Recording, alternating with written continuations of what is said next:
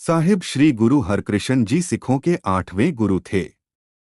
उनका जन्म सिखों के 7वें गुरु साहिब श्री गुरु हरराय जी तथा माता किशन कौर माता सुलक्षणी जी के यहाँ हुआ था। उनका जन्म सन 1656 में किरतपुर साहिब में हुआ था। वे शुरू से ही आध्यात्मिक प्रवृत्ति के थे तथा परमात्मा की भक्ति में लीन रहते थे। सिखों के 7वें गुरु साहिब श्री गुरु हरराय जी ने ज्योति जोत समाने से पहले अपने बड़े पुत्र रामराय को आदि श्री गुरु ग्रंथ साहिब जी की बाणी के अर्थ को बदलने के कारण गुरु गद्दी के हक से बर्खास्त करते हुए रामराय के स्थान पर अपने छोटे पुत्र साहिब श्री गुरु हर कृष्ण जी को गुरु गद्दी सौंपी तथा वे सिखों के 8वें गुरु के रूप में गुरु गद्दी पर विराजमान हुए। जिस समय वे गुरु गद्दी पर सुशोभित हुए उस समय उनकी आयु केवल 5 वर्ष की थी। सिख गुरु हर कृष्ण जी को बाला प्रीतम कहकर पुकारते थे क्योंकि जब सन 1661 ईस्वी में वे गुरु गद्दी पर विराजमान हुए थे तब उनकी आयु केवल 5 वर्ष की थी। बाला प्रीतम का अर्थ होता है बाल गुरु। गुरु हर किशन जी का बड़ा भाई राम राय गुरु जी से ईर्ष्या करता था और सदा गुरु जी के विरुद्ध औरंगजेब के कान भरता रहता था। एक बार औरंगजेब ने गुरु हरकिशन जी को अपने दरबार में बुलाने के लिए राजा जय सिंह को आदेश दिया कि वे गुरु हरकिशन जी को दिल्ली आने को कहें। पहले तो गुरु हरकिशन जी ने दिल्ली आने से इनकार कर दिया, परंतु बाद में सिख संगत तथा राजा जय सिंह के आदेश पर वे दिल्ली आने को तैयार हो गए।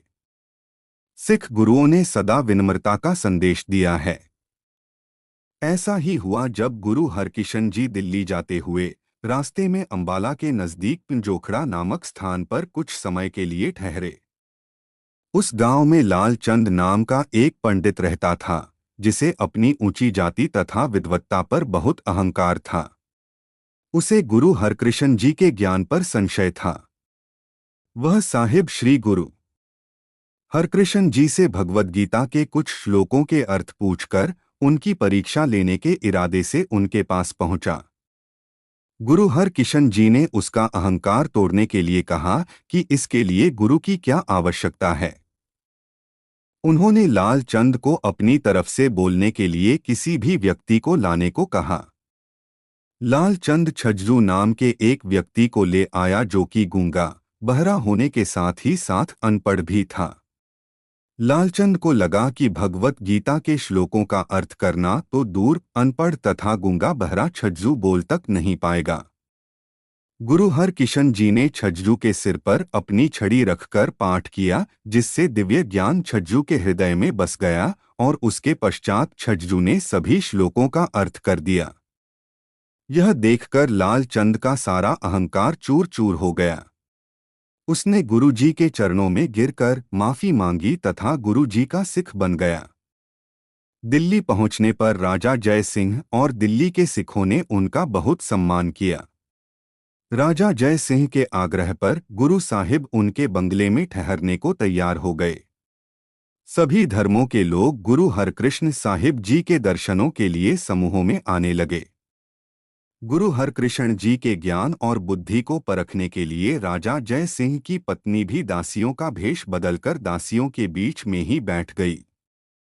जब गुरु हरकृष्ण जी बंगले में आए तो उन्होंने सब दासियों के सिर पर अपनी छड़ी रखते हुए दासियों के बीच में बैठी हुई रानी के सिर पर अपनी छड़ी रखते हुए कहा कि ये रानी हैं। ऐसा कहते हुए वे उसकी गोद में बैठ गए। जिस समय गुरु हरकृष्ण साहिब जी दिल्ली पहुंचे उस समय वहां पर चेचक तथा हैजा जैसी महामारियां फैली हुई थीं। परंतु वहां का बादशाह मुगल सम्राट औरंगजेब अपनी दुखी, बीमार और मरती हुई प्रजा की भलाई के प्रति उदासीन था और उनकी रक्षा करने के लिए कुछ भी नहीं कर रहा था। दुखी होकर बीमार और मरते हुए लोग साहिब श्री गुरु हरकृष्ण जी के पास मदद के लिए पहुंचने लगे।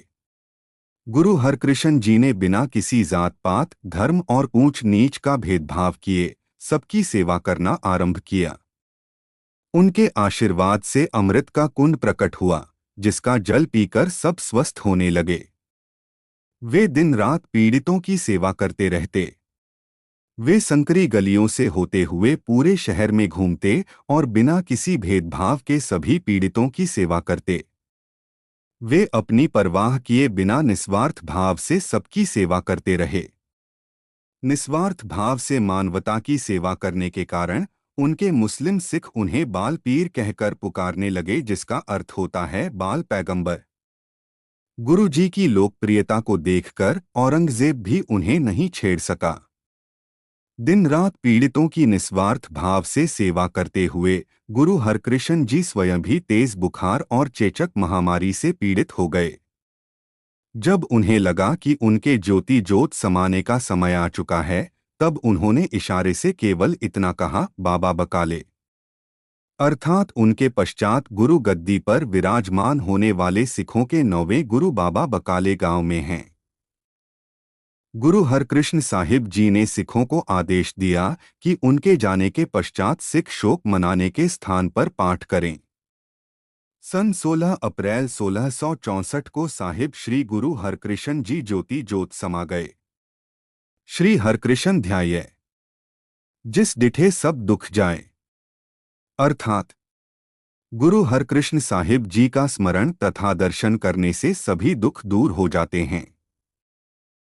जिस स्थान पर उनका अंतिम संस्कार किया गया, उस स्थान पर गुरुद्वारा बाला साहिब सुशोभित है तथा जिस स्थान पर वे दिल्ली में राजा जय सिंह के बंगले में ठहरे थे तथा अमृत कुंड के जल से चेचक पीड़ितों का इलाज किया था, उस स्थान पर प्रसिद्ध ऐतिहासिक गुरुद्वारा बंगला साहिब स्थित है। आज भी गुरुद्वारा बंगला साहिब में वह अमृत कुंड मौजूद है तथा संगत दूर दूर से गुरुद्वारा साहिब में माथा टेकने पहुंचती है और अमृत कुंड का जल छककर अपना जीवन सफल करती है। उन्होंने हमेशा प्रेम, निस्वार्थ सेवा, जात पात के भेदभाव से ऊपर उठकर भाईचारे का संदेश दिया। धन धन साहिब श्री गुरु हरकृष्ण जी। वाहेगुरु जी का खालसा, वाहेगुरु जी की फतह। कृपया लाइक, सब्सक्राइब, शेयर और कमेंट करें। धन्यवाद।